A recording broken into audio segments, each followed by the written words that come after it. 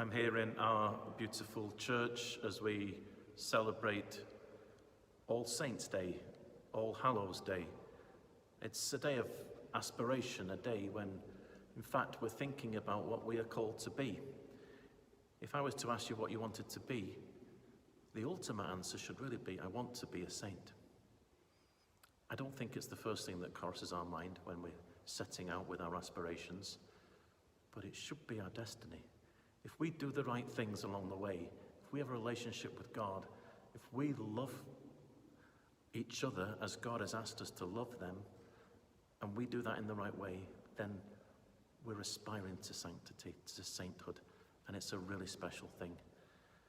The gospel today, Jesus sets out his teaching and he summarizes it all in that short gospel where he talks about being blessed. Blessed are the poor in spirit, blessed are the pure in heart, blessed are the peacemakers, etc., etc. Being blessed, beati is how it's written in Latin, beati. We call those the Beatitudes. The Beatitudes. And I put it to you that we should be people who have beatitude rather than bad attitude. Might sound corny, but it's a way of thinking about these things in a very proper way, in a way that we're meant to think about them.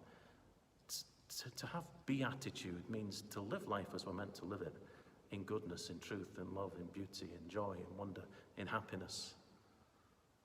Bad attitude is the other stuff that we fall into and that we sometimes think is what is going to make us happy, but it doesn't.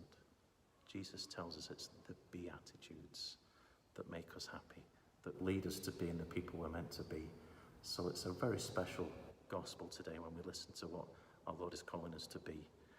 And the example of the saints are very powerful, that they're great people to aspire to, people who the church has said, these people have tried their best, not always succeeded, but tried their best to be people of beatitude.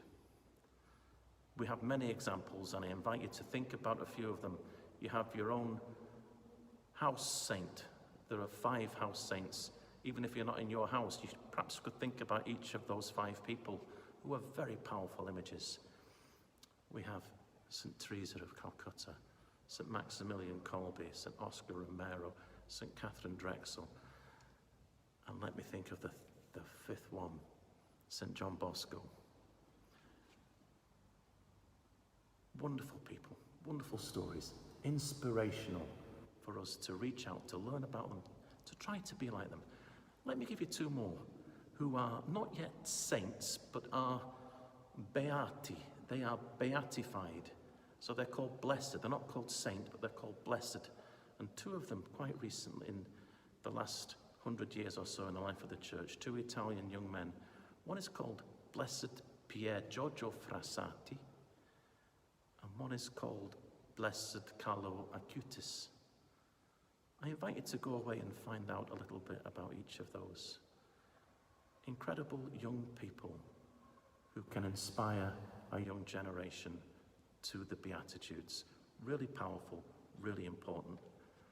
And finally, in celebrating All Saints, I love music. One of my favourite hymns when I was growing up was "Oh, When the Saints Go Marching In." Imagine my joy when I discovered one of my people when I was young I aspired to be. I wanted to be like Bruce Springsteen. I wanted to be a rock star. I'm not a rock star. I didn't become a rock star. But Bruce Springsteen did a wonderful version of "Oh, When the Saints Go Marching In." He did it at the New Orleans Jazz Festival. And he invited some great singers to come and sing it with him. Get your teachers maybe sometime today to show it in your class, or to look it up yourself on YouTube. Bruce Springsteen, "Or When the Saints Go Marching In." It's a wonderful, rousing hymn that we can all say, yes, I want to be in that number.